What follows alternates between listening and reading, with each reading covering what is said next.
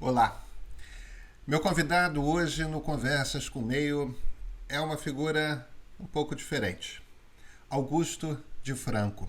Augusto é físico de formação, mas olha, o que ele é mesmo é um estudioso de democracia, um dedicado estudioso a respeito do assunto democracia. Leu absolutamente tudo o que vocês podem imaginar e vive a democracia. Vive a democracia no sentido de que a vida dele é passear pelo país, participando de conversas a respeito da democracia. Vive profundamente a democracia, conhece profundamente o assunto e é por isso que eu achei que estávamos num bom momento para ter essa conversa. Por quê? Porque democracia não é um conceito simples.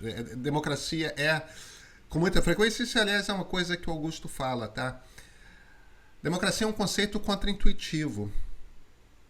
Se você para pensar, parece que não funciona. E, no entanto, se você não quer viver numa autocracia, aí essa é a solução que existe.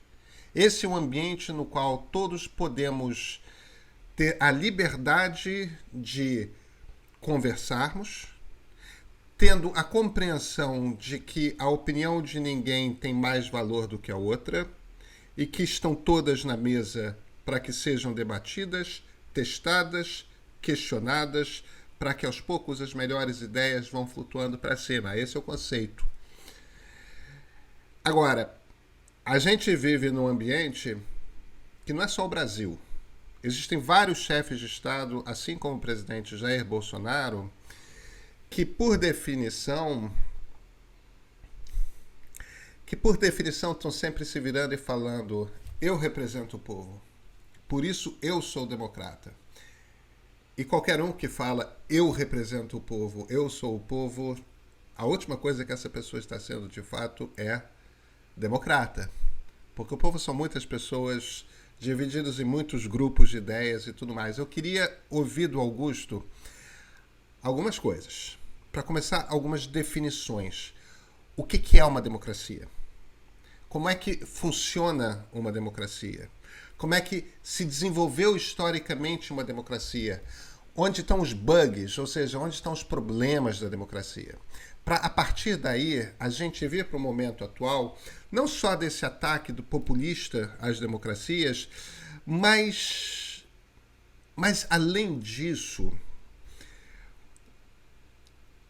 o quanto que as redes e as mídias sociais, de certa forma, se tornaram um plano do qual saltar para fazer um ataque, uma base da qual saltar para fazer um ataque às democracias. Como é que esse processo se deu e quais são as expectativas para o futuro, evidentemente. Essa, em essência, é a conversa que eu tive com o Augusto e eu espero realmente que vocês gostem. Com vocês, Augusto de Franco.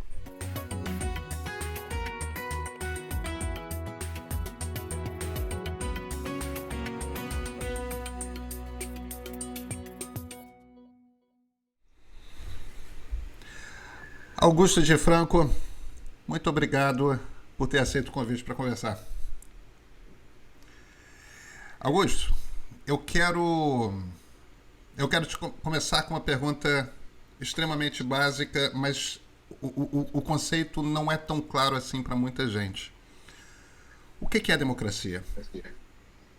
É uma pergunta oportuna nesse momento, né? Porque o analfabetismo democrático é grande, mas ele não é grande agora ele está maior, mas ele sempre foi imenso.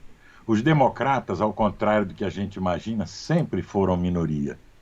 Foram minoria quando a democracia foi inventada pela primeira vez, não é? Na passagem do século VI para o século V, em Atenas.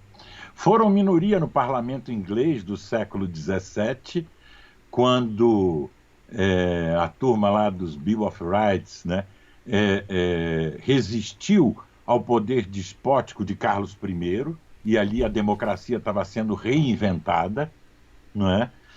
foi inventada pela segunda vez pelos modernos. Foi minoria quando os americanos instauraram o regime com eleições massivas para chefe de Estado e se transformaram numa experiência principal de democracia nos tempos modernos, não é? E, aliás, até nos Estados Unidos tem uma curiosidade, não é? Os pais fundadores, os Jefferson, os federalistas, eles não tinham uma compreensão, uma boa compreensão de democracia. Eles não estavam tentando imitar a democracia ateniense. Eles estavam tentando mais imitar uma coisa assim, meia república romana. Eles tinham muito mais visão de república, porque eles tinham um medo de uma coisa imaginária, que era a tirania da maioria. Nunca se verificou em nenhum lugar a tirania da maioria, mas eles tinham esse medo. Aliás, o Stuart Mill já tinha também aventado isso, não é? Muito bem. Então, os democratas foram a minoria, porque a democracia não é uma coisa muito fácil de ser entendida, ela é contraintuitiva, não é? Ela surge mais ou menos como uma brecha no muro da cultura patriarcal. E ela surge na passagem do século VI para o século XV como a possibilidade das pessoas conviverem e se auto-organizarem. Não é? Ela surge como um espaço alternativo à guerra e aos acampamentos militares e como um espaço alternativo à casa. A casa, que era o reino, vamos dizer assim, da necessidade, da sobrevivência, não é? Ela surge como uma coisa que você poderia fazer, ir para a praça e conversar, não é? Sem necessidade. Então essa é a primeira coisa difícil de entender. A democracia é fruto de um desejo. Você não tem necessidade de ter democracia. E você não pode provar que um regime democrático é melhor. Aliás, os próprios atenienses já tinham levantado isso, né? Do que um déspota bondoso, sábio, esclarecido. Então, ela surge como um desejo de liberdade. Mas liberdade, quando surge, não é você se libertar de alguma coisa, se libertar da opressão. É você se associar a outras pessoas para fazer o que você deseja. Muito bem. Então, quando surge a democracia, surge a política propriamente dita. A política que tem como sentido a liberdade, não a ordem. Né? Essa ideia é uma ideia, e aí é o conceito de liberalismo. Liberalismo é você atribuir à política, vamos dizer, atribuir o sentido da liberdade, não é? E não da manutenção da ordem. Isso depois dificilmente foi percebido por outros teóricos e agentes políticos. Só depois, em 1670, com Spinoza, é que aparece novamente, ressurge essa ideia de que o sentido da política era a liberdade, ao contrário do que o Hobbes dizia, que era a ordem, etc. e tal, não é? Então, há uma dificuldade intrínseca, depois de milênios de cultura patriarcal, hierárquica, autocrática, guerreira, de você perceber que é possível ter um modo de regulação de conflitos que não seja adversarial, que não seja guerreiro, que a política não seja a continuação da guerra por outros meios, né? A fórmula inversa do Clausewitz, né? Que nós captamos nas notas marginais que o Lenin fez ao ler o Da Guerra do Clausewitz, né? Então, é possível você regular conflitos de modo não guerreiro, de modo paseante. Ou seja, é possível usar a persuasão, não é? Então, essa foi a grande descoberta, vamos dizer assim, dos atenienses no início do século V. Não é? E espantosamente, esse experimento durou 2 séculos. Não é? Na minha avaliação, deveria ter durado muito menos, porque o Ésquilo, que foi o primeiro cara a escrever o sentido da democracia nos persas, né, os persas, na obra dos persas, ele diz: é um povo que não tem um senhor. Eles não são súditos nem escravos de ninguém. Quando a viúva de Dario, não é, em Os Persas, pergunta: mas quem são esses atenienses? Quem lhes comanda? Aí ele dá uma resposta, não é? O Corifeu dá uma resposta e diz: eles não são súditos nem escravos de ninguém. Agora você imagine, Pedro Doria, como é que é possível imaginar isso 5 séculos antes de Cristo, não é? Você imaginar que pudesse haver um povo que não é súdito nem escravo de ninguém. É um negócio, foi a maior inovação política que já surgiu até hoje, não é? E se não for a maior inovação de todas as inovações que já surgiu até hoje. É possível isso? Um povo se auto-organizar a partir do livre proferimento de suas opiniões e, em vez de matar os outros ou ferir, persuadir. Inclusive, os gregos tinham um negócio fantástico, eles fizeram uma reengenharia dos deuses, não é? Uma deusa que eles virou uma deusa da democracia, a deusa Peito, que era a persuasão deificada, não é? O Zeus virou o Zeus Agoraios, o cara que era um nume tutelar, um protetor das conversações na ágora, na praça do mercado. Então, a democracia, quando surge, ela vai fazendo uma mudança profunda também na cultura patriarcal, que era a cultura vamos dizer assim, que estava em evidência em Esparta, em Creta, não é? Que era a cultura do tribalismo patriarcal, que era quase em estado puro a visão, vamos dizer, adversarial do mundo, de que o outro é um potencial inimigo em vez de ser um possível parceiro, não é? Que é um pouco o que constituiu a base das autocracias. Então surge uma democracia, ela dura 200 anos, assim, sempre claudicante, nunca foi um regime perfeito, não era um regime sem corrupção, era um regime sem um senhor. Corrupção havia, não é? O próprio Péricles, que foi o principal expoente da democracia ateniense, né? O século V é chamado século de Péricles por causa disso. Ele chegou a ser acusado seriamente 3 vezes. Quase foi condenado por nepotismo, por quebra da ética, não é? Porque ele casou com Aspásia, que era considerada uma prostituta, não é uma puta, pelos oligarcas, não é? E depois por ter nomeado um filho, que ele não podia ter feito isso e tal. Bom, em suma, era um regime dos seres falíveis. Eu costumo dizer que ela é suja, curva e imperfeita. Quem precisa ser reto, limpo e perfeito são as utopias, as distopias, vamos dizer assim, não é? Como a platônica, etc. Né? A democracia não, ela é um conjunto de atos singulares e precários feitos pelos seres humanos realmente existentes, que não pretende salvar o mundo, nem levar a gente para nenhum paraíso. Não é? É só uma maneira de conviver como ser político. Então, isso assim é um pouco os fundamentos, vamos dizer assim, de como surge esse modo de regulação de conflitos que a gente chama de democracia, não é? E que o pessoal confunde muito, acha, então os gregos lá, os escravos e as mulheres não podiam participar da Assembleia, da Eclésia, né? Então aquilo não era democracia, coisa nenhuma, porque a turma confunde igualdade com liberdade. O sentido da política não é igualdade. Embora a igualdade seja desejável, a igualdade não é o sentido, é a condição da política. A igualdade política é necessária para que todos possam participar da vida política. Mas ela não é. A política não existe para fazer do mundo um mundo mais igualitário. Isso, embora seja desejável, não é a democracia que vai dar isso, né?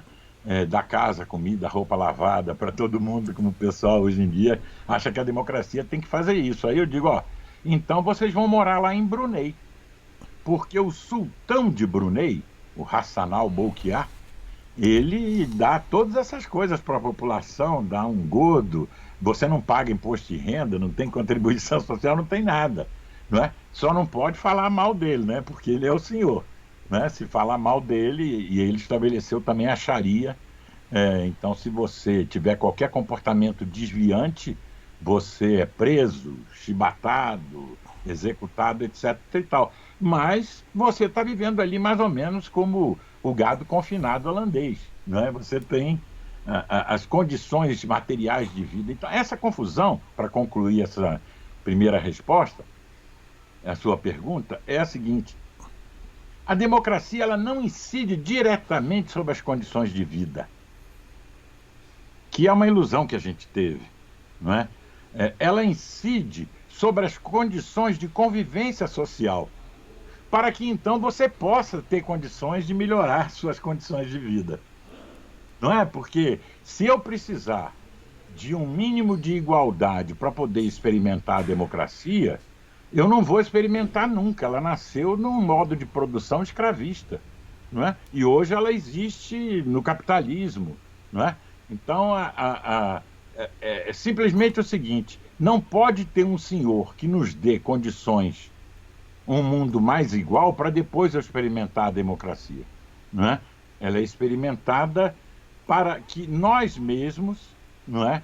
Os seres humanos, tais como eles são, consigam fazer essas mudanças tendentes a viver num mundo mais igual, menos desigual.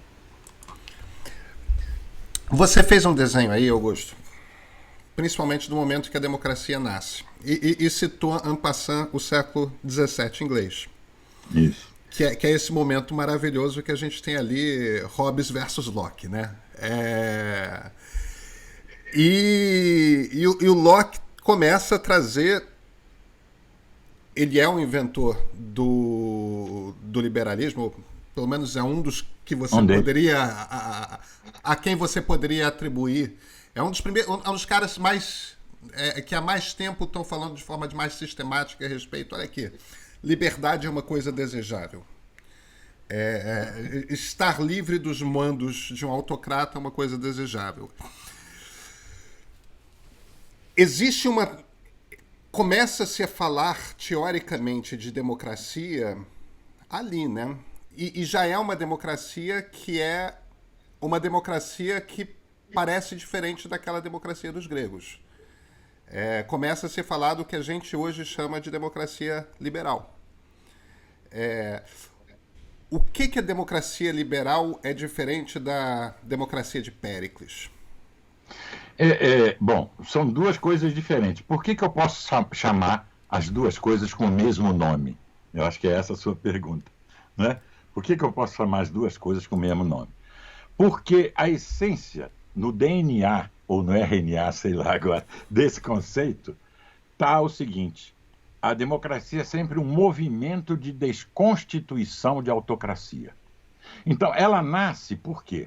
Ela nasce porque um tirano chamado Pisístrato deu um golpe de Estado, invadiu Atenas a cavalo e estabeleceu lá uma dinastia, a chamada dinastia dos Pisístrátidas. Ele e seus dois filhos principais, o Hípias e o Hipparco. Quando a democracia nasce, com as reformas de Clístenes, Efialtes, depois Péricles, etc. e tal, lá por volta de 509 a.C., ela nasce como um movimento de resistência à ditadura, vamos chamar assim em termos modernos, do Hípias, que estava governando na ocasião, porque o pai dele, o Pisístrato, já tinha falecido, né? E então ela nasce como um movimento de desconstituição, e inclusive nasce de maneira razoavelmente pacífica, não é? Os caras agradecem o Hípias pelo trabalho todo que ele estava tendo, mas eles disseram: não precisamos mais de um rei, não é? Ela nasce como ela é um movimento mesmo de desconstituição daquela autocracia que privatizava o espaço público, etc. e tal, e tudo mais. Bom, quando ela renasce, eu estou chamando ela porque eu estou considerando a mesma coisa, num certo sentido, no século XVII, ela renasce novamente como resistência à tirania ou ao poder despótico do Carlos I. É só por isso que eu posso chamar as duas coisas com o mesmo nome, democracia. Democracia é um movimento de desconstituição de autocracia. Quando aparece o pensamento liberal, o que a gente quer dizer com isso é o pensamento liberal moderno. Mas há um pensamento liberal antigo. Se você diz que o sentido da política é a liberdade, que a coisa política propriamente dita é a liberdade, isto é liberal. Liberal no sentido político do termo, não no sentido econômico, porque nós tivemos uma confusão muito grande com essa história de liberalismo econômico. Construíram-se doutrinas do liberalismo econômico que não tem muito a ver com o liberalismo político. Né? O cara acha que... são doutrinas economicistas que acham que o que acontece no subsolo, na base da sociedade, determina tudo que vai acontecer no mundo da política, da cultura, etc. e tal, que seria uma superestrutura. Isso não é um pensamento só marxista, é um pensamento economicista. Né? Aí surge, contra o marxismo, surge um outro economicismo que cria doutrinas de liberalismo econômico que, em geral, não levam em conta o liberalismo político. Não é? Então, isso criou uma grande confusão, porque o cara diz, eu não sou liberal. Mas como você não é liberal? Não, porque eu não sou a favor do liberalismo econômico tal, como o pessoal defende. Né? E, na verdade, você não precisa ser a favor das doutrinas do liberalismo econômico para ser liberal. Você só pode ser liberal se for liberal no sentido político do termo. Não é? Então, eu acho que essa confusão se deu por aí. Mas a gente pode chamar, então, para concluir essa segunda pergunta, resposta da sua segunda pergunta. Democracias são movimentos de desconstituição de autocracia. E, na verdade, o que a gente chama de democracia não é um modelo de regime. É um processo, que é o chamado processo de democratização. Você está toda hora produzindo democracia quando você desconstitui a autocracia, porque o fato de nós estarmos experimentando regimes democráticos não significa que não exista toda uma cultura política autocrática presente. Então essa tensão é permanente, desde que a democracia foi inventada pela primeira vez, há uma tensão permanente entre tendências de democratização e tendências de autocratização. É o que o mundo está vivendo agora, né? Claro. Depois de uma grande expansão das democracias no século XX, agora, a partir dos primeiros anos do século XXI, nós tivemos uma recessão democrática, ou seja, o número de democracias deixou de crescer, e o Larry Diamond analisou isso muito bem. Tivemos uma recessão democrática, depois uma desconexão e uma desconsolidação, e estamos vivendo uma terceira grande onda de autocratização. Depois de cada onda de democratização, há uma onda de autocratização. Nós estamos vivendo essa onda de autocratização, sobretudo com a emergência dos populismos contemporâneos, que são os principais adversários da democracia no mundo. Não é nazismo e comunismo que são vestigiais hoje. São os populismos, né? E sobretudo o populismo autoritário, não é? Reacionário, de extrema-direita, não é? Que caracteriza o Bolsonaro, mas não só o Bolsonaro, também o Trump, o Salvini, o Orbán, o Erdogan, a Le Pen. Em suma, é um movimento muito grande, né, que está dentro dessa terceira onda de autocratização que nós vivemos. Deixa eu te puxar um pouco então para a cronologia. Eu quero chegar mais em detalhes sobre essa nova onda.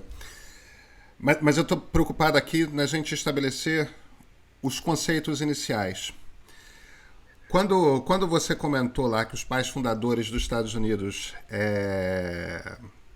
falavam em democracia, é claro, mas estavam mais preocupados com uma república, eu acho importante compreender essa Revolução Americana, porque você tem duas revoluções naquele momento, que são a Revolução Americana e a Revolução Francesa. Sim. A Revolução Francesa não desembocou numa democracia estável, até levou a uma cultura democrática, Mas foi um processo de um século, né? Quase um século e meio. Não foi. Bem, até mais do que isso se a gente for levar em consideração a República de Vichy, né? Napoleão esperando na próxima esquina, né? Exatamente. Mas os americanos, aos trancos e barrancos, criaram de fato um regime democrático e ao longo do século e meio seguinte foram expandindo o acesso ao voto até chegar ao voto universal, ou quase universal, né? Você ainda tem umas questões lá nos Estados Unidos, né, de ex-presidiários que não podem votar, tem, mas comparado com o que era no século XVIII, não tinha. E você me lembrou de uma passagem de uma história apócrifa que teria acontecido com Benjamin Franklin, que quando eles estavam lá discutindo a Constituição, alguém pega ele lá na saída, lá na Filadélfia, na saída do prédio onde estavam discutindo a Constituição, e perguntam para o Franklin, mas vem cá, e qual vai ser o regime? E a resposta do Franklin vai ser uma república se vocês conseguirem lidar com ela. Se vocês conseguirem mantê-la. Isso. O que é uma república nesse sentido em que há essa oposição entre república e democracia? Eles tinham os americanos, eles tinham medo dessa tal tirania da maioria. Eles achavam que a democracia ia levar. Eles confundiam muitas vezes a democracia com a demagogia, não é? Embora aquela demagogia original que surgiu também em Atenas, ela desgastava a democracia, mas nunca se viu demagogia destruir nenhuma democracia. Mas eles tinham esse medo era um medo imaginário da tirania da maioria, por isso que eles criaram um sistema eleitoral tão complicado, cheio de barreiras. Tudo isso, no fundo, era para evitar que, de repente, as massas sublevadas por algum, sei lá, por algum demagogo, vamos dizer assim, tomassem o poder, estabelecessem a tirania da maioria, etc. e tal. Independentemente disso, eles criaram, chamando de república, ou tendo até um certo medo no início de chamar de democracia, eles criaram uma democracia de fato, né? A maior democracia do mundo. A República Romana, que eles, de certa maneira, se espelharam um pouco na República Romana, ela não era uma democracia, ela era uma oligarquia, não é?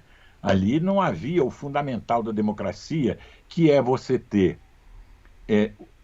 isologia, isonomia e isegoria no que tange às opiniões. Ou seja, as pessoas têm liberdade de ter e de proferir a sua opinião no espaço público, e essa opinião tem que ser considerada, em princípio, como equivalente a qualquer outra opinião, para resumir esses três conceitos.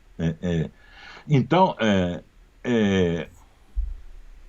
isso não vigorava bem em Roma, não é? Eles tinham uma visão um pouco diferente disso, e a experiência deles, ainda que tivesse elementos de participação popular, não era uma experiência democrática nesse sentido, não é?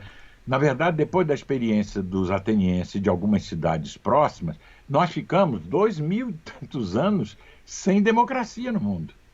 Ela só vai renascer lá no século XVII, em circunstâncias totalmente diferentes, não é? Então, o problema com a República é isso, não é? E eu acho que um pouco também, não só a complicação do sistema eleitoral, mas o presidencialismo americano parecia uma espécie de substituto. O presidente era meio um rei, assim, ainda é um pouco badalado. Ele não é como, sei lá, um primeiro-ministro de uma democracia liberal europeia.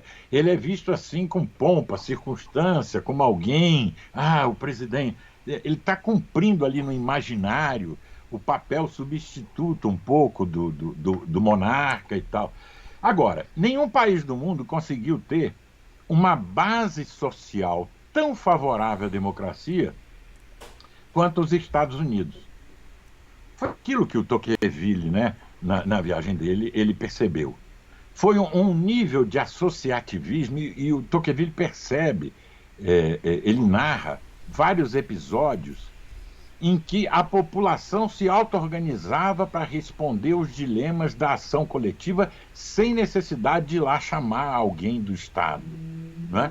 Ele narra, inclusive, um acidente de trânsito de duas carroças lá na Nova Inglaterra, em que derruba a carroça, derruba a mercadoria, e na hora se forma um comitê de populares circunstantes ali, dão a palavra aos dois condutores de carroça, e no final eles dão lá um veredito e os dois aceitam. Ninguém pensa em chamar, sei lá, um policial, um juiz. Né? Então, quando Tocqueville olhou isso aí, ele falou, isso é o governo civil. E esse conceito que passa desapercebido na democracia na América, ele é de fundamental importância. Isso é o governo civil. Esse é o antepassado em linha direta do conceito que só depois, nos anos 60 do século XX, a Jane Jacobs vai chamar de capital social. Né? A democracia precisa de um capital social. E nenhum país acumulou mais capital social do que os Estados Unidos. Até que,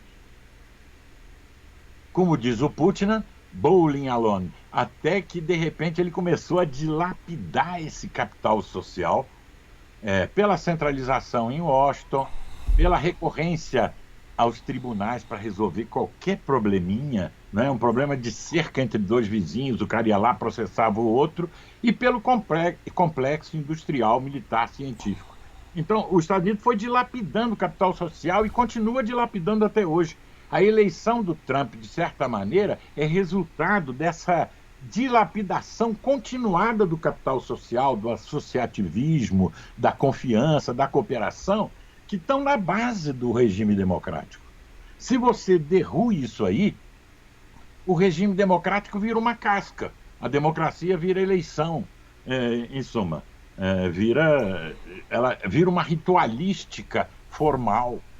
Não é? Então, esse negócio é muito importante. Quer dizer, os Estados Unidos avançaram muito nisso e regrediram em seguida a tal ponto que hoje nenhum instituto desses que monitora a democracia no mundo, a Freedom House, a The Economist Intelligence Union, o VEDEM da Universidade de Gotemburgo, ninguém mais considera os Estados Unidos como uma democracia plena.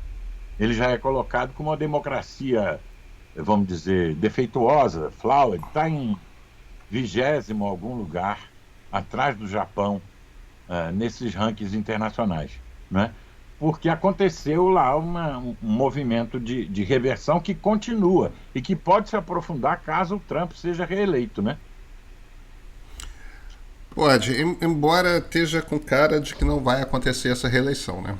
Opa! É o retrato do momento, ou menos. Oremos. Não, se fosse hoje a eleição, se fosse hoje, ele perderia. Ele perderia feio hoje. Feio, mas não é hoje. Não é. E lá tem o costume da September Surprise, né? A surpresa que vem em setembro, que sempre transforma todo o cenário eleitoral. Mas, tudo bem.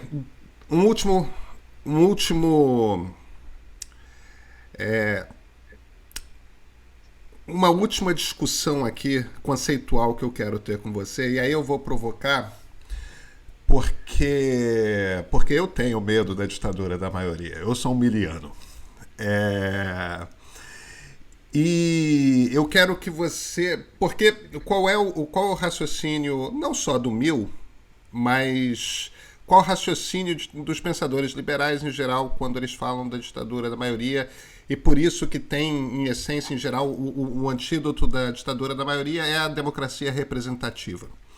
Né? Você bota uma quantidade grande de pessoas num parlamento, porque se você elege uma quantidade grande de pessoas, você tem maior chances de as minorias estarem representadas naquele parlamento, terem todos os privilégios de qualquer parlamentar eleito e, a partir daí, poderem, em essência, fazer com que aquilo não seja apenas um jogo no qual a maioria decide e o resto que se dane. Muito quando eu vejo o discurso do Bolsonaro e ele fala, nossa, eu fui eleito e, portanto, eu represento o desejo do povo, isso me parece alguém evocando não só um discurso autocrático, que é claro que é um discurso autocrático, mas também um discurso de isso aqui é o regime no qual a maioria fala e a minoria se cala. Isso é o que evoca em mim. Então eu queria que você falasse um pouco mais sobre esse conceito e relacionando ele com a questão da democracia representativa mesmo. Sim. É porque aí tem uma coisa, né? A democracia não é majoritarismo. Isso do Bolsonaro é majoritarismo. Quer dizer, a democracia não é a prevalência da vontade da maioria. Ela é a possibilidade de expressão da vontade de múltiplas minorias. Não é? É o contrário, não é a vontade da maioria. Mas quem é que acha que a democracia é a prevalência da vontade da maioria? Ou que a democracia é o governo da maioria, que é um outro engano. A democracia não é o governo da maioria, é o governo de qualquer um. É difícil entender isso, né? Quer dizer, é a possibilidade de qualquer um assumir algum protagonismo político, inclusive o governo. Embora todo governo seja oligárquico, estrito sensu, porque é sempre uma minoria que vai operar o aparelho de governo, não é? Embora representando, etc. e tal, mas todo governo é oligárquico, não tem saída. Agora, na sua pergunta, o problema é que nunca houve uma tirania da maioria em democracias. Agora, o populismo, ele não é democrático. Esse é que é o problema. Ele adota a via eleitoral, mas adotar a via eleitoral não é suficiente para caracterizar um regime democrático. A grande parte dos regimes do mundo hoje são autocracias eleitorais. São ditaduras que têm eleições. Eu posso citar aqui 60 países que são autocráticos e que têm eleição. Não é? Então, vamos ver como é que é isso. O Ralph Dahrendorf falava uma coisa, ele falava, olha, a legitimidade do regime democrático, ela é uma combinação de vários critérios. Um deles é a eletividade, ou seja, você eleger, etc. e tal.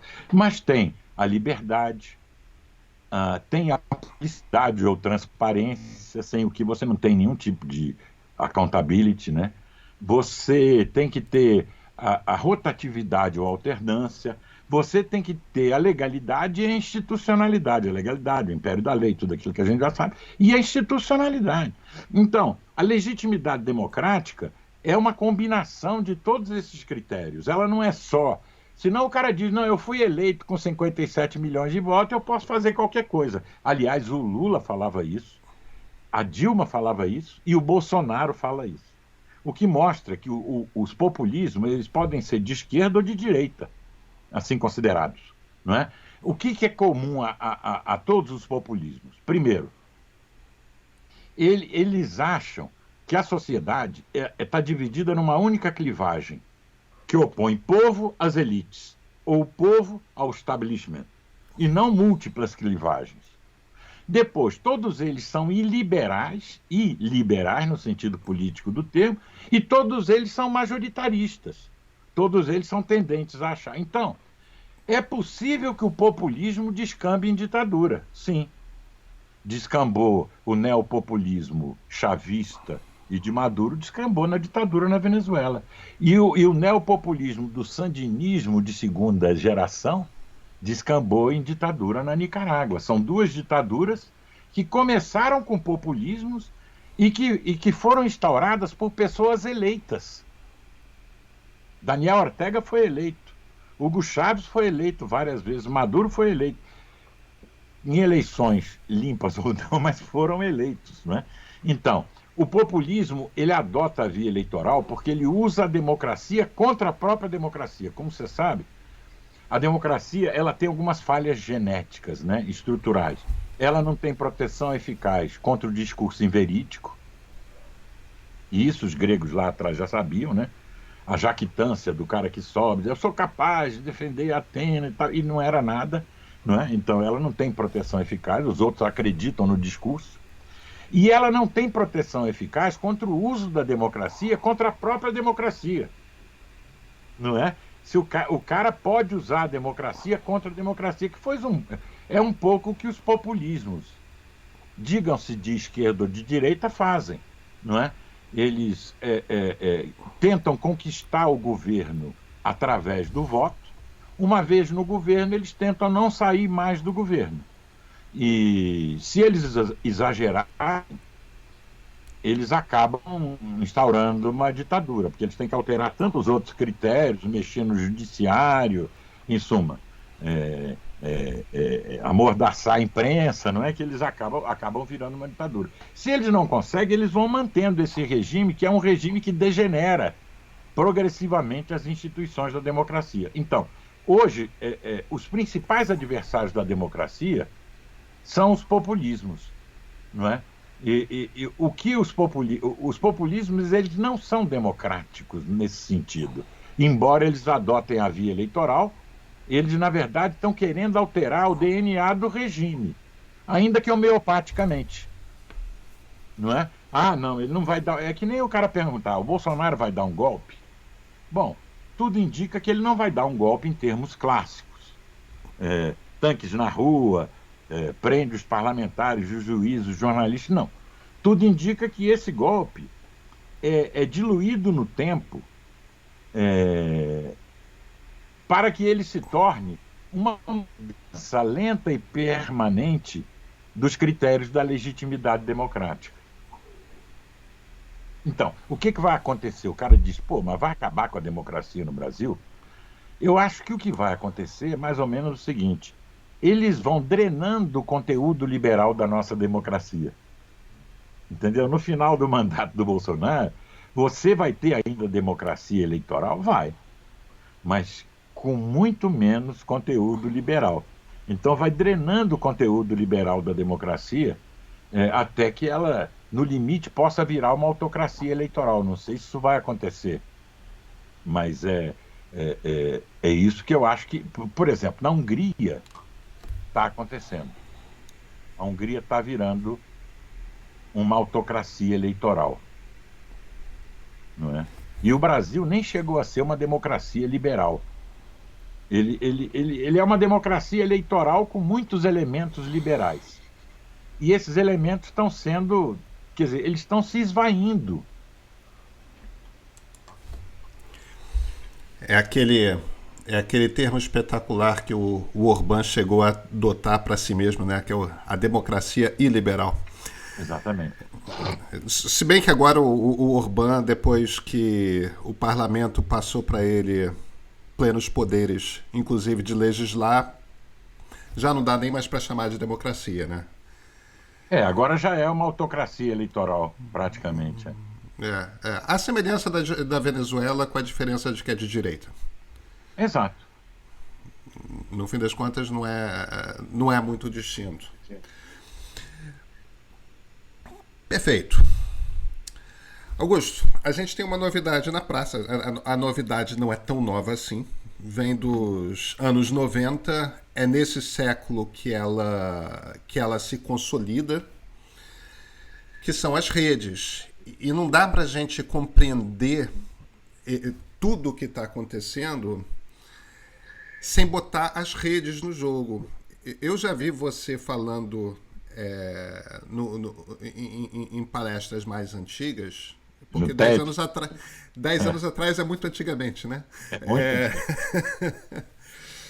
E eu fui um otimista em relação às redes. Eu percebi as redes como algo que seria talvez muito influenciado por um cowboy roqueiro americano chamado John Perry Barlow, que é um cara que pensava muito, foi um dos editores da Wired, e ele falava muito dessa democracia digital que estava para vir, mas o que aconteceu de fato é que depois de um surto de movimentos populares no final da década da primeira década do século, início da década de 10, né, que vai de Occupy Wall Street passando pela Primavera Árabe, tem a Onda Verde no Irã, tem o nosso 2013 no Brasil, tem Occupy Wall Street nos Estados Unidos. Tem uma pletora ali de movimentos populares de rede. Uhum. E a partir deste surto de movimentos, estabelece-se uma confusão e a direita populista, porque aí é uma coisa da direita populista, não da esquerda populista, é quem domina as ferramentas de rede para tomada de poder é a direita populista. Começa nos Estados Unidos, mas eles são muito democráticos no sentido de que espalham o conhecimento para todas as direitas populistas que quiserem aprendê-lo no mundo. E eles dominam essas ferramentas até o ponto de que muito rápido, produz esses efeitos surpreendentes, porque são efeitos surpreendentes, que são levar a eleição de Donald Trump nos Estados Unidos como presidente da República ou Jair Bolsonaro no Brasil. Como é que você compreende? E o Brexit. Eu não sei se eu botaria, embora o Boris Johnson tenha muitos traços populistas, eu não sei se eu colocaria ele como premier na mesma liga do Bolsonaro e do Trump. Eu tenho dúvidas. Ele não. Mas o Brexit... Mas o Brexit, certamente. O Brexit, certamente. Como é que é o nome daquele político demagogo inglês? O Farage, isso. Que é o líder do Brexit Party, né? Que era líder do UKIP, que depois mudou de nome para Brexit Party. Um partido feito em 2 meses. Eles fizeram esse partido em 2 meses. Pois é. Então, como é que você lê essa entrada das redes na democracia? Como é que... Eu acho que tecnologias são agnósticas. Elas podem ser usadas de qualquer forma que nós queiramos usá-las, né? Não estou tentando culpar o digital, não. Mas interfere na maneira como as sociedades se organizam e, a partir daí, abre um... Como é que você lê esse momento? Bom, eu leio... Para começar, é preciso dizer que, na verdade, o que houve é um uso instrumental das mídias sociais, não das redes. Certo.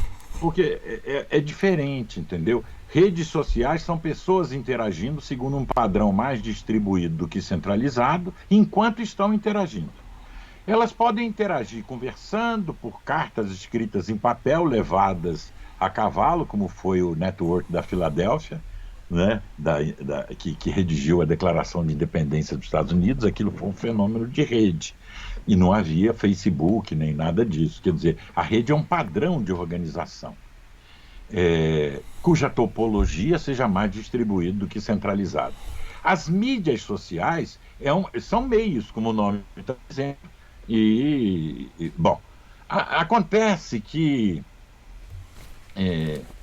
os maus, como dizia o Woody Allen, descobriram uma coisa que os bens nem suspeitam. Não é? Talvez na Itália, a Itália tenha sido um dos berços da descoberta. O movimento 5 estrelas. O movimento 5 estrelas e antes dele tinha lá alguma coisa lá muito complicada, no sentido de tentar adaptar a visão do formigueiro como rede, só que de uma maneira deturpada, como se o formigueiro fosse alguma coisa organizada assim por alguém para impedir que as formigas tomassem o poder. Ele tem essas maluquices lá, o Jean Roberto Casaleggio, que era do 5 Estrelas também, né? Junto lá, era a eminência parda lá do Beppe Grillo e tudo mais. Bom, e tanto que o Bannon ficou muito tempo na Itália, né? Ficou indo na Itália e tal, e etc e tal. Bom, eles descobriram um algoritmo maligno, vamos chamar assim, né? Em termos genéricos. E começaram a manipular as mídias sociais para falsificar o processo de formação da opinião pública. ou de formação da vontade política coletiva, que é a questão central da política. E não foi nem só usando mídias sociais. No caso do Brasil, teve um negócio, quer dizer, é basicamente um programa de mensagens, não é? O WhatsApp, não é? Que foi utilizado, que não é uma mídia social. As mídias sociais podem ser instrumentos de netweaving para você articular e animar redes de verdade. Mas o WhatsApp não. O WhatsApp, se você está num grupo ou numa lista de transmissão, você não vê quem está do lado. É um fluxo descendente em árvore, entendeu? Não é rede. O WhatsApp é fluxo descendente em árvore. Eu mando para 200 pessoas, que mandam cada uma para mais 200, etc. e tal. É um fluxo descendente em árvore. Não tem interação horizontal, praticamente não tem réplica nem tréplica, que são indicadores de interatividade, não é? Então, é um negócio louco. É uma maneira de você conduzir um rebanho, não é? E o que isso fez? Isso fez um estrago, talvez, irreparável, democracia tal como nós a conhecemos. Ela eliminou a possibilidade da razão comunicativa, o espaço público discursivo, porque não tem mais um espaço público. Agora não se trata de você discutir opiniões diferentes sobre o mesmo fato. Eles produziram fatos. Então, cada um tem seu fato, entendeu? Então, criou bolhas ou pequenas esferas, estilhaçou a esfera pública em pequenas esferas privadas. O que se faz é broadcasting privado, dentro de cada uma dessas. Então, a possibilidade da comunicação, não é? Que é fundamental, não é? Para a democracia, para a formação da opinião pública, era praticamente. Ela foi sabotada por isso. Não é? Então, isso é um ataque muito sério. Quer dizer, isso foi um ataque no coração da democracia. Porque você tem eleição. Mas a eleição em si não é tão importante. O que é importante é a campanha eleitoral, não é? Porque a eleição, o dia lá que você põe o voto na urna, isso podia ser substituído, sei lá, por uma pesquisa de casa em casa, censitária, em quem você vai votar, etc. Tal. Mas por que não pode ser? Porque tem a campanha, tem o debate público, etc. e tal. De repente, esse debate público ficou meio inviabilizado, porque ilhou em 1000 esferas privadas, cada uma com a sua verdade, né? A noção de verdade foi meio que desabilitada, né?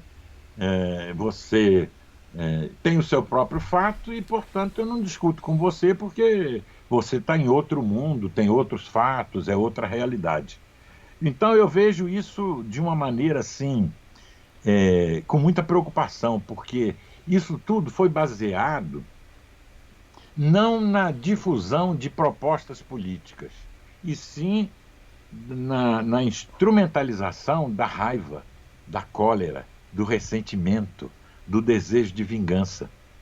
Entendeu? Então, isso nasceu assim. As mensagens são para aqueles que nunca ninguém prestou atenção neles, que nunca se importaram com vocês. Essa foi a campanha do Trump, foi a campanha do Brexit e, de certa maneira, foi a campanha do Bolsonaro, não é?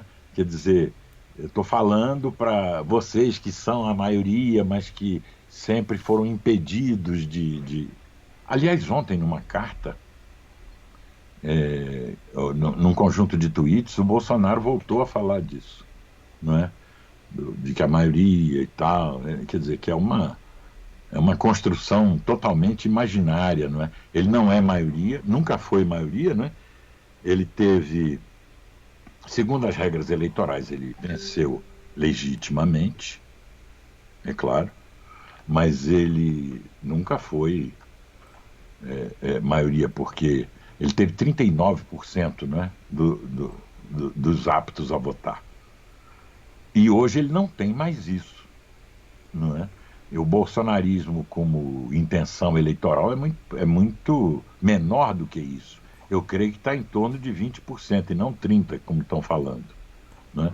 E como força orgânica, não chega a 4% da população brasileira. É um esquema muito simples que usou essa manipulação das mídias, sobretudo, né? Mas são poucos dirigentes, cerca de 200 hubs, cerca de 200 hubs, que vão diariamente fabricando fatos e interpretações, e, em suma, é muito pouca gente. Deve ter sei lá, uns 50 mil replicadores com 2 graus de separação, não é?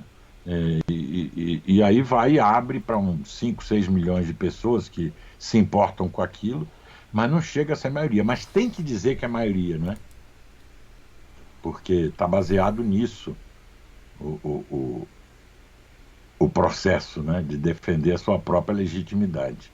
Então eu vejo assim, eu vejo que esse é um problema não resolvido pela democracia. A democracia, além daquelas 2 falhas genéticas que eu falei, tem uma terceira. Ela não consegue resistir a um ataque de enxame. O que você descreve como um ataque de enxame?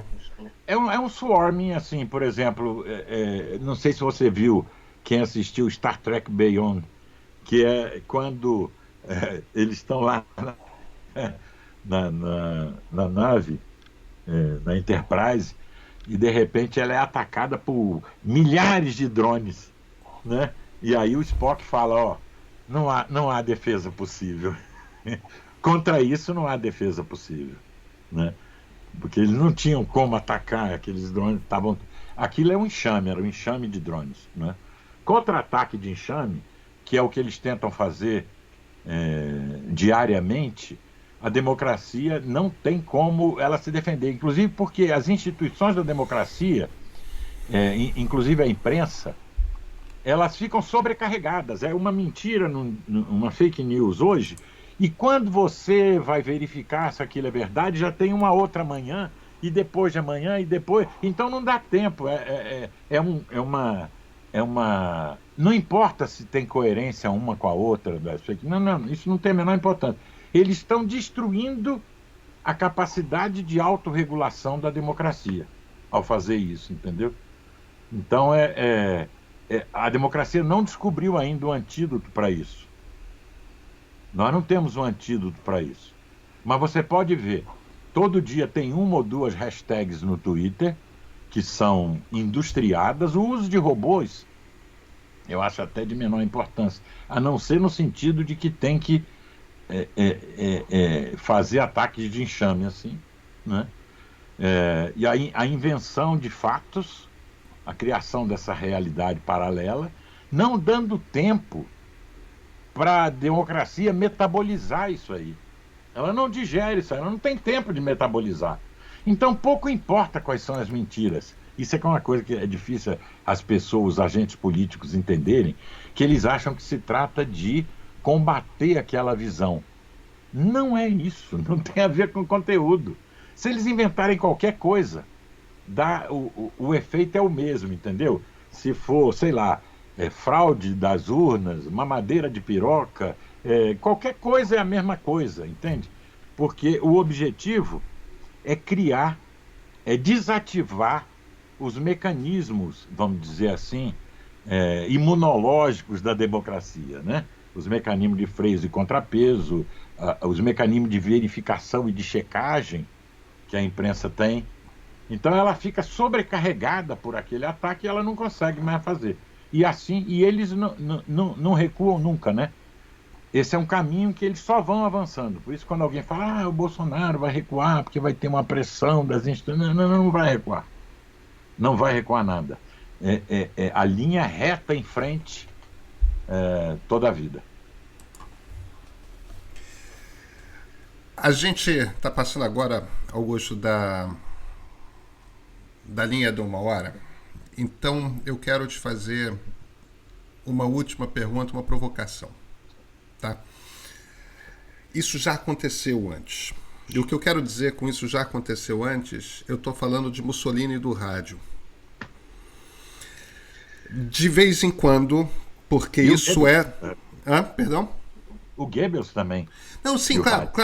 Quando eu falo de Mussolini é porque ele foi o primeiro. Mas, no fim das contas, de vez em quando há Assim como a Revolução Americana e a Revolução Francesa você tinha citado a rede de cartas, mas de igual importância são todos os panfletos e todos os jornais. A Revolução Americana é fruto da popularização das gráficas, né? Você tem aquele longo processo de uns 2 séculos da invenção do Gutenberg, por enquanto, no início só com poucas editoras, mas depois de um tempo vem uma popularização das gráficas e isso explode a capacidade de comunicação, de transmissão a longas distâncias de ideias.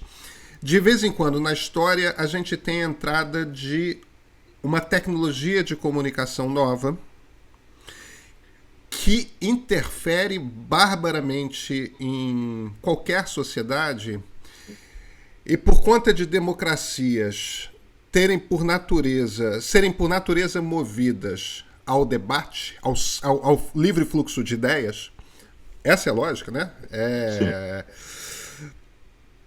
Então, nenhum tipo de regime é mais afetado por uma tecnologia nova de comunicação do que uma democracia. É sempre afetado. E a gente já viu com os fascistas e os nazistas, nazistas como extensão dos fascistas, né? A gente já viu essa captura de um grupo que percebe ali que aquela nova tecnologia é capaz, propicia um novo tipo de manipulação. No caso do rádio, o Mussolini conseguia falar com uma proximidade com a população italiana que parecia que ele estava conversando na sala da casa deles. E como as pessoas não tinham hábito, não conheciam, não estavam acostumadas, hoje a gente não consegue imaginar o rádio como isso. Mas o rádio nos anos 20 na Europa, era uma coisa extraordinária. Você só tinha como saber distribuir informação em massa até ali por texto. De repente, é a voz da pessoa com toda a carga emocional que a voz traz. Tal. E como os fascistas de todas as estirpes trabalharam bem rádio. Como eles faziam bem rádio. Embora seja um processo radicalmente distinto o atual, democracias já foram sequestradas antes de uma forma muito mais grave. Não estou dizendo que não possa piorar, porque pode. Quero crer que não vai piorar. Você acha que democracia é por natureza longeva e a gente tende a...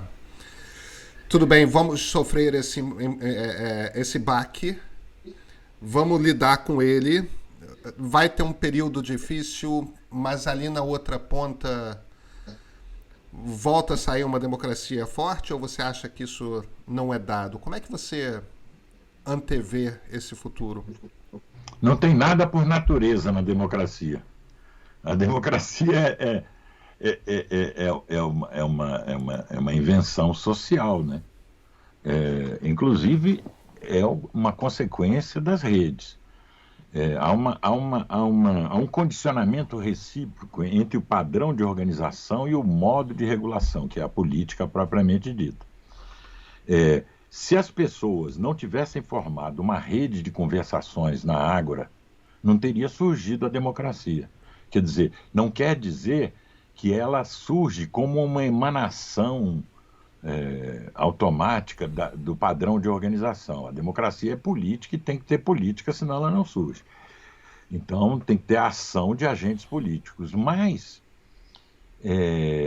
se ela surgir em algum lugar e ela não estiver em acoplamento estrutural com o padrão de organização, ela desaparece. Por exemplo, a democracia corintiana, que agora nós rememoramos, né? Quer dizer, ali o Sócrates, Casagrande, Vladimir, aquele povo todo queriam fazer uma democracia e foi uma experiência legal aquilo. Só que a estrutura do clube era piramidal, então não podia funcionar, porque é como se você quisesse adotar a democracia no exército, vai durar 2 dias, 3 dias, não é? Então há uma correspondência entre o padrão de organização e o modo de regulação. Quer dizer, o que está havendo no mundo? O mundo está ficando cada vez mais em rede. Isso aí ninguém... Independente das tecnologias, eu estou falando, está ficando cada vez mais em rede.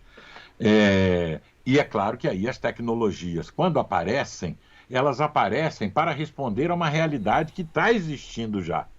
Ela não vem de Marte, a tecnologia, né? Ela surge na Terra a partir de uma possibilidade real, não é? Os caras que, sei lá, inventaram a internet, eles pensaram que aquilo podia ser aplicado porque a sociedade já tinha propensão a se conectar de uma maneira tal que não precisava ser igual à telefonia russa, não é? Que roteava as ligações todas por Moscou. Né? A internet, que é Interconnected Networks, né? Quer dizer, ela viu que isso podia ser feito de modo mais distribuído, não precisava centralizar. Mas ela viu porque já havia uma realidade social. Então, o que eu estou querendo dizer com isso é o seguinte: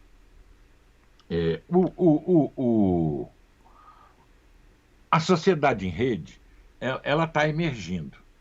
Os Estados-nações são estruturas piramidais, são estruturas, vamos dizer assim, verticais, que percebem que vão ser desabilitados como sistemas principais de governança, na medida em que as pessoas vão atravessando as fronteiras, vão fazendo grupos, em suma, vão criando seus próprios países sociais, né? Que é isso que está acontecendo.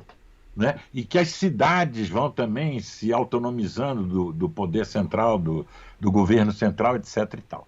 Muito bem. O que está acontecendo para mim é uma reação das velhas formas de governança, não é? É uma reação dessa estrutura que é um fruto da guerra, né? O Estado-nação é um fruto da guerra, da Paz de Westfália. Ele é muito bom para fazer guerra, mas ele não é muito bom como um meio democrático. Aliás, a democracia dos modernos, a nossa democracia, deu um azar danado, porque ela é coetânea ao Estado-nação. A democracia representativa e o Estado-nação nascem mais ou menos juntos, não é? E o Estado-nação é um negócio, quer dizer, que não combina muito bem com a democracia.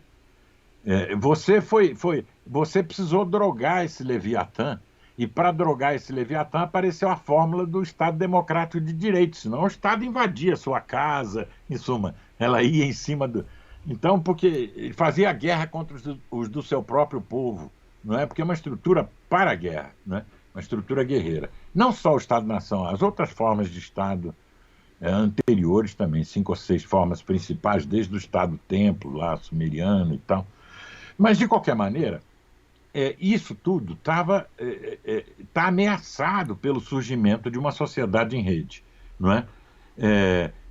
Então, a democracia em Estados-nações, ela também ficou uma coisa ameaçada por essas mudanças, não é? Ninguém pode dizer que há uma democracia que vai se recuperar mais lá na frente. Possivelmente vai ter que ser reinventada de novo, assim como os modernos não copiaram a democracia ateniense. Eles reinventaram, mas era outra coisa, não é? Então, essa democracia seiscentista, sei lá, essa democracia do século XVII, ela também terá que ser reinventada. Primeiro, por novas formas que levem em conta a interação em tempo real. Você vê que as nossas instituições democráticas, elas não combinam muito bem com o mundo do Uber, com o mundo do iFood, em que você pede uma coisa, essa coisa vem imediata para você.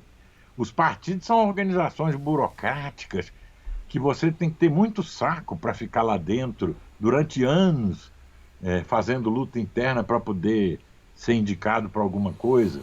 Os parlamentos são pequenos, não é? Você, há 30 anos atrás, tinha quantas pessoas participando do debate público? Há 30 anos atrás, 5.000 pessoas importantes. Agora você tem mais de 1 milhão. Então é como se você pegasse a cidade de Campinas e quisesse enfiar dentro de Pouso Alto. É isso que está acontecendo. As instituições da democracia, elas foram pensadas para um mundo em que o nível de interatividade era muito menor. Então agora, aumentando a interatividade, né? A interatividade aumenta com a conectividade, que aumenta, por sua vez, com o grau de distribuição da rede. Então, agora, como você tem mais rede, mais distribuição, mais conexão, mais interação, mais interatividade, as estruturas políticas que você tinha, clássicas da democracia representativa, não dão mais conta de atender essa nova situação, que é muito, aumentou a quantidade em tal número que aumentou a complexidade, não é? Então não é um problema que se resolva facilmente. Então isso me indica que eu vou ter que, quer dizer, que eu vou ter que reinventar a democracia, mas não vai ser uma democracia. É, é, vão ser as novas democracias. Claro que a democracia que temos, ela é fundamental para a gente ensaiar as novas democracias que queremos. Então, tem que defender a democracia que temos. Mas isso não significa que essa democracia que temos vai ser eterna, não é? Com parlamentos pequenos, com, em suma, as instituições todas, elas não são muito permeáveis ao fluxo alucinante da interação contemporânea. Elas foram pensadas para outro mundo, que não existe mais. A sociedade mudou, mas as instituições políticas não mudaram no mesmo ritmo como a sociedade mudou. Então, isso significa que a gente talvez possa estar diante de um novo período de reinvenção democrática, não é? Mais adequado à morfologia e à dinâmica da sociedade em que nós realmente vivemos. Agora você vê, num momento tão delicado como esse, aparece uma onda de retrogradar, né? O Bolsonaro diz que ele é conservador, mas ele não é, ele é reacionário, né? Ele quer nos jogar para algum lugar do passado, um passado que nem existiu, né? Mas tudo bem. Ele quer nos exilar em algum lugar do passado, né? Antes da democracia surgir. Ele não entende muito de democracia, né? Ele quer nos jogar lá, sei lá. É um Estado islâmico assim que quer voltar ao século VII. É alguma coisa assim louca, né?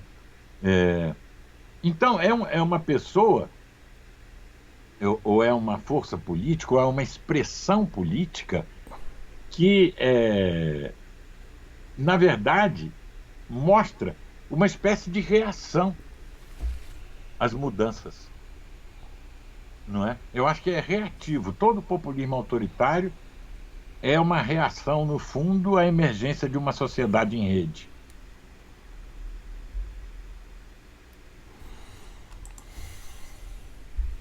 Eu vou interpretar essa sua resposta como sendo uma resposta otimista. Teremos outra democracia? Outras. Outras democracias. Porque o mundo único estilhaçou também, né? Claro. O mundo único só existe por causa da ilusão do broadcasting, porque que é a transmissão para muitos, porque você tem muitos mundos convivendo e você, nessa transição não vai haver substituição. Amanhã você vai ter remanescências de ditaduras, vai ter experiências democráticas mais avançadas, vai ter todo tipo de coisa coexistindo, não é? Não vai ter uma fórmula, agora todo mundo vai seguir esse caminho, isso não tem mais a mínima possibilidade de existir. Eu só... O meu receio, eu te digo onde está. É algo que você descreveu muito bem como o estilhaçamento da praça pública. Essa coisa de você não haver mais o debate público, mas sim vários grupos tendo debates entre si que partem de percepções de realidade absolutamente distintas. Sendo que boa parte dessas percepções de realidade são puramente fraudadas, são peças de ficção, não são sustentáveis num argumento lógico, científico, factual. Para isso eu não vejo solução, e isso me preocupa. Mas enfim. Augusto de Franco, muito obrigado pela conversa. Eu que agradeço, é um prazer conversar com você e sempre discutir esses assuntos, não é? Da democracia, que parece Parece que eu estou falando de uma doutrina abstrusa, esotérica, às vezes, né? E os caras ficam olhando para mim assim, incrível isso. Não, você não está falando de nada esotérico, não. Augusto, obrigado. Eu que agradeço. Grande abraço. Outro. Tchau, tchau.